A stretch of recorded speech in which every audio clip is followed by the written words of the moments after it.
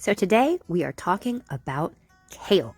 Now this is kale from my garden that I harvested, and I'm going to fix up real quick to eat lunch, and I'm going to show you how to do it because it's delicious, it's nutritious, and the hardest part about it is just getting your greens clean.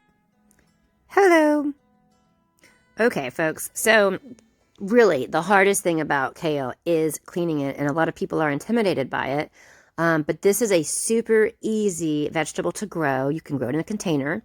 If you don't have a lot of space, it grows fairly quickly, and what's cool about it is one plant you can keep harvesting over and over and over again. So head out to your nursery and get yourself a kale start, and let's get growing.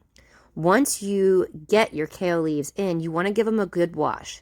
And what you do is you liberally put salt in your water and then you agitate it. So this is what I'm doing right now. And that salt's going to act like an abrasive that's going to help get any clinger-oners or any kind of dirt particles or any of that good stuff out of there. And that just, makes you feel good to know you're eating clean greens. Obviously, there's a reason why people like to buy the pre-bagged stuff. So there's nothing wrong with that if you buy pre-bagged. But if you're growing kale, this is how you clean it and make sure you get all your dirt off. Now, let me show you something. That stem right there is what the plant uses to get water up through the leaf. So I always like to stem mine because it's very, very tough and it doesn't taste that good. But if you were going to make kale chips or something like that, you definitely want to get that stem out of there because it's going to make your chips soggy.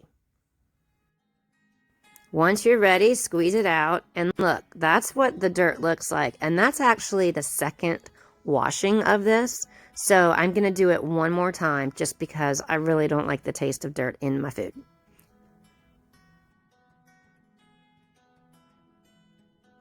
So you might notice that I'm really kind of massaging the kale, and kale needs that to tenderize it.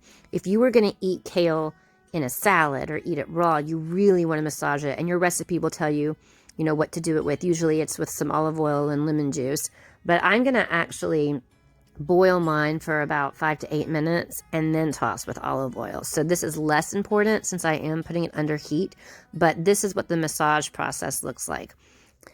Kale salads hold up really well in the refrigerator for days. So if you're like me and like to have things made ahead of time for quick grab and go and convenience, I would strongly consider getting some kale recipes into your repertoire. It also freezes well, so if you're going to make a batch, you might as well make a big old batch and then have it multiple ways. Now, once you get it cleaned and drained, you just want to stem it like I'm doing here. And that's just removing that center stem that we talked about. And I'm just tearing it up into bite-sized pieces. I don't mind it being uneven. I don't mind the rustic feel of this. It's fairly simple to do, but you could stack all of your kale leaves up on top of each other and then take a knife and just slice it down on either side of the vein so that you have a really clean, uniform look. Whatever is your personal preference is fine. But that little stem thing like that, you don't want to eat that. It's not going to taste too hot. And finally, if you notice a little critter bit into your leaf, like if you see that right there on the bottom, don't worry about it. You can eat it. It's totally edible. It's fine. It's just part of nature. And now it's time to cook. So heavily salt some water, and you just need a little bit of water. You don't need to boil it in a big tub. Put your greens in, let them boil, and then in that bowl what you'll see is I've got some garlic salt, some red pepper flakes, then I've got some olive oil and half of a fresh squeezed lemon.